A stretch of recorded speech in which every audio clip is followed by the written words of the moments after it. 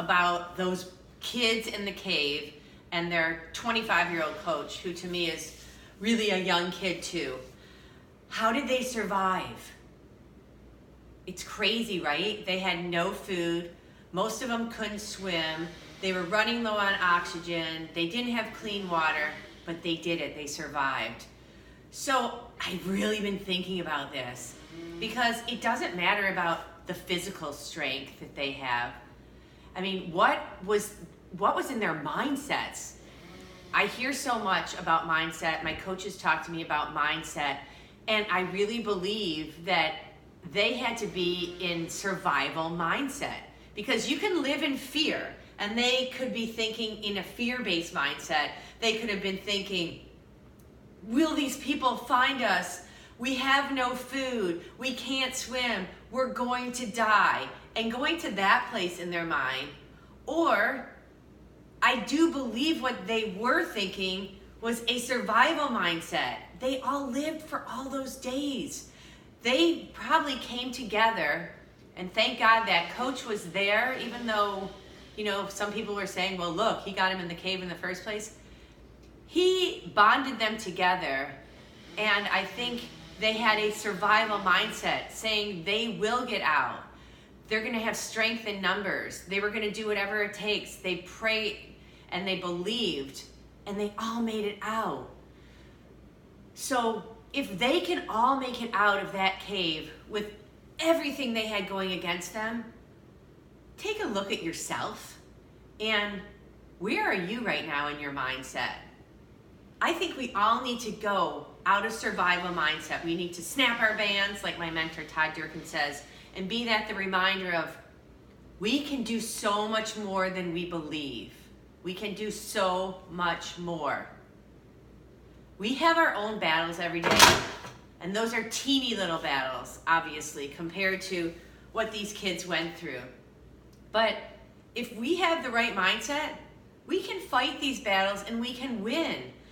I get so sad. I look around sometimes at people that I just see in the streets, and small children that have an obesity problem, and I feel so sad for them, because they're going to have a hard road ahead of them. We're struggling right now every day in our country. We have obesity and diabetes, type 2 diabetes, which we don't have to have. So these small battles that we fight, how about the alarm going off every morning? If we could just make it past that first battle of the alarm going off, and maybe getting up a little bit earlier, joining the 5 a.m. club and getting up, maybe taking some time to meditate, getting some workout in, going for a walk, doing something. So when that alarm goes off, that's our first little battle. Then we have to battle our food choices. The refrigerator could be a battle. You open up the refrigerator, what's in there? Make that choice easier. Put the good foods in there. Don't sabotage yourself by going to the store and bringing the bad foods in. We already have enough bad foods out there, so make good choices and bring the good foods in.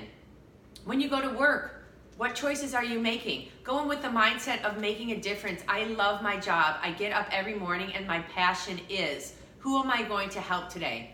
I love helping people become healthy and become the best versions of themselves. So find something you're passionate about. I really believe that everyone has a story, and everyone is passionate about something, and everyone has a purpose. So let's fight that battle and win that battle. And if we all do what we love to do, we're going to make a lot of money too. And it's really, the money doesn't matter. The money's not going to buy your happiness, but it can help you do things you like to do. Another battle that we all face is sleep, bedtime. You've got to make the choice maybe to go to bed a little bit earlier, to turn off some of the social media, to turn off our Netflix shows, to stop, texting and having that computer out. Make the choice of getting to bed earlier. We need it. My friend Dana, she's a doctor and she's a coach on my team. She just did a great YouTube video talking all about sleep and how these awful hormones are released and they make us hungry and actually hangry. So sleep is another battle that we can win. It's a small battle, but if we win all these small battles, we can do it. And another one is just having the difficult conversation. That difficult conversation that sometimes I have to have with some of my clients, where it's just like, guys, nutrition is so much of this. And have that conversation that you may want to have with a friend who things aren't going right. If we have those conversations, or with your spouse or whatever, have the conversation and we open up new ways to talk to each other.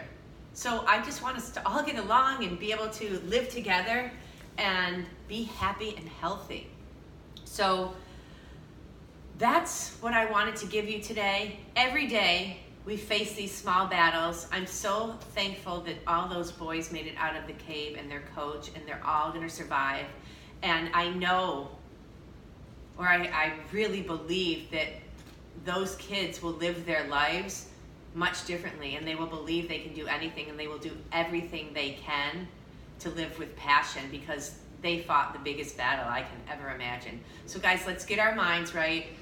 I want to know if this has affected you. Let me know, please, and tell me, message me. Let me know if this is affecting you and what small battles you're facing. Have a great